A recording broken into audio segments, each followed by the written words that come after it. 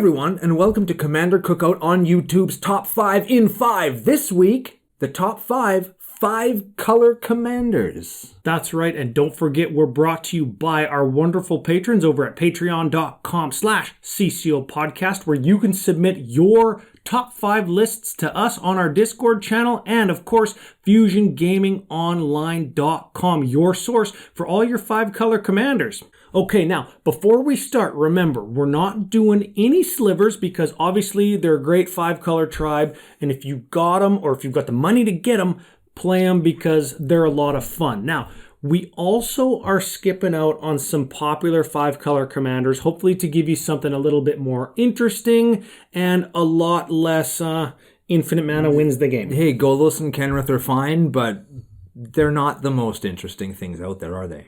Yeah, we're hoping to give you something a little bit different, like our honorable mentions, Child of Alara and Horde of Notions. Now, why are these our honorable mentions? Because we play them. The famous Ryan 77 land deck. 66 right now. I was pretty close. Child of Alara deck, it's a sweeper. It's got a freaking crazy cosmic baby on it, which is awesome. I played Horde of Notions in the Vegas Rotisserie draft, also in just general use stuff. It's an elemental tribal deck that lets you play things for free or cheap from your graveyard. Very, very cool. But again, the build path is pretty linear, and we wanted to kind of keep away from that today. Yeah, that's right. So what's our number 5? Number 5 is Morphon the Boundless. A 6/6 for 7 changeling comes into play. Choose a creature type. Creatures of that type cost Wooburg less and get +1/+1. All kinds of different tribal decks available, or any tribe that you want. You want to do any undersupported tribe that just kind of shows up all around in the color pie, this is your man.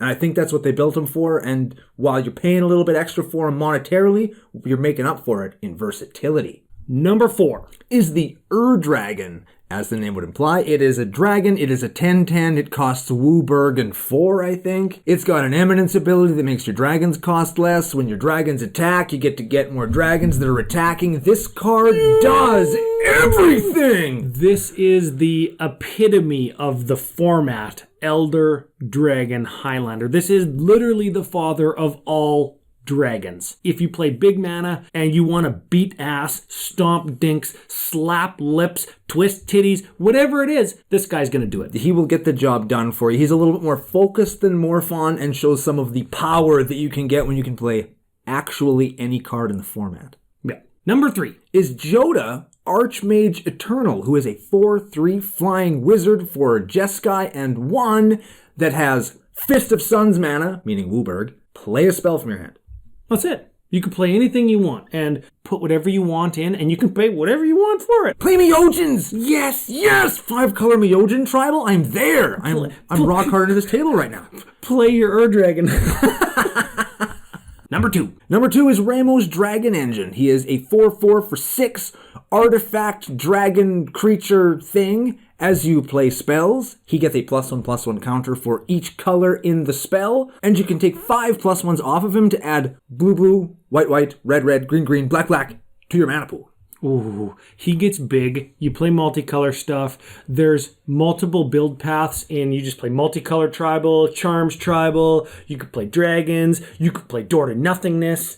Yeah, you can play Voltron. There's so many different things you can do. This guy all around cool. Yeah, it looks totally fantastic, and unless you bought a collector's box of Commander Legends and opened one, and it's faded as hell, and you can't even see what the card is. And number 1 is a brand new one from Call Time. Oh, yeah? Asica, God of the Tree / the Prismatic Bridge. Earlier on, we cut guys like Golos and Kenrith because they were just sort of generic good stuff commanders. Asica is a mana dork on her own, turns your other legendary creatures into mana dorks, which is kind of ho-hum. Or you can flip that shit over into the Wooburg enchantment, I'm going to call it the planar bridge, but that's not what it is. It's the Prismatic Bridge, which is basically playing on the Maelstrom from Plane Chase. Where you're just flipping permanents off the top of your library and put them into play for free. It lets you play big, splashy, super fun stuff without being kind of a multiple build paths with God Tribal, Legendary Tribal. It's going to let you play a ton of interesting cards, and there's thousands of legendary creatures that you could put in the deck, which is great.